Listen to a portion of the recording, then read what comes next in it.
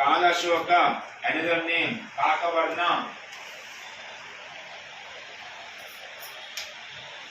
కాకవర్ణ రాసి ఇంకో పేరు రాయని అంతే, ఇంక అంతమించి ఒక అందరూ సెకండ్ బుక్ తీసుకోవాలంటే ఎగ్జామ్ కోసం ఓకే నెక్స్ట్ క్వశ్చన్ ట్రై చేస్తున్నాను. ఇప్పుడు మగధలో లాస్ట్ 4వ వంశం ఏం రావాలి?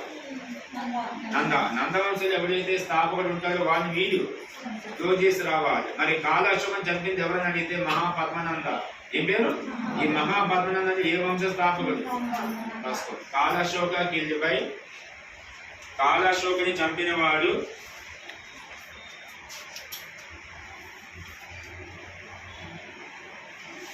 కాలశోక కిల్డ్ బై మహాపద్మనంద. కాలశోకని చంపిన వాడు మహాపద్మనంద. కంటిన్యూషన్. ఫౌండర్ ఆఫ్ ఏదైనా రాష్ట్రం ఇతనే నంద వంశ స్థాపకుడు.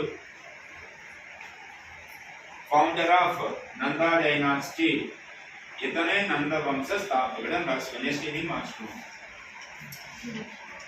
చెప్పండి ఏ డైనాసిటీ? నంద డైనాసిటీ. సభ్యుని సైకి రాయింది ఏమైనా మహా పద్మనంద ఎన్ని రాసులు చేశాం. నంద డైనాసిటీ అని రాసి సభ్యుని రాసి వదిలేసిన మహాపద్మనంద.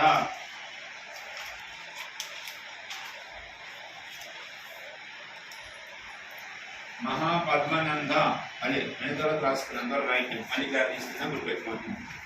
ఎంతవరకు రాజ్యాన్ని రూల్ చేసేవాళ్ళు 2 క్యాస్ట్ వారు. 1 క్షత్రియాసు, 2 బ్రాహ్మణ్స్.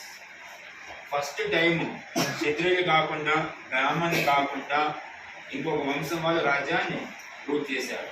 వాళ్ళు ఎవరైనా అడిగితే శూద్రాస్.